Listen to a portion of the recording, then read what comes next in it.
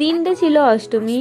সপ্তমীর দিন যেহেতু সারা রাত আমি ঠাকুর দেখেছিলাম, অষ্টমীর দিন সকালবেলা ঘুম থেকে উঠে স্নান টান সেরে পুষ্পাঞ্জলি দিতে গিয়েছিলাম আমাদের পাড়ার পুজোর মণ্ডপে। পুষ্পাঞ্জলি দিয়ে ঠাকুরের প্রসাদ খেলাম, তারপরে কিছুক্ষণ বসেছিলাম আর আড্ডা মারছিলাম বন্ধুরা মিলে। তারপর ওই দুপুরের দিকে রেডি সেডি হয়ে বেরোতে বেরোতে প্রায় সন্ধ্যা হয়ে গিয়েছিল। তোমরা আবার যেন কেউ ভেবো না যে আমি সকালের শাড়িটা আবার সন্ধ্যাবেলাতেও রিপিট করে নিয়েছি। অ্যাকচুয়ালি শাড়ি দুটোর কালার একই, সেম রেড, ব্লাউজটা একই পরেছি আমি, বাট শাড়িটা কিন্তু আলাদা। তো আমরা বেরিয়েই ফার্স্টে গিয়েছিলাম একটা রাজবাড়িতে, ওখানে গিয়ে আমি অনেক ফটোস ভিডিওস তুলেছি। তারপর হাঁটতে হাঁটতে একটুখানি ম্যাডক্সের দিকে গিয়েছিলাম, বাট ম্যাডক্সে এত ভিড় দাঁড়ানোরই সময় পাইনি।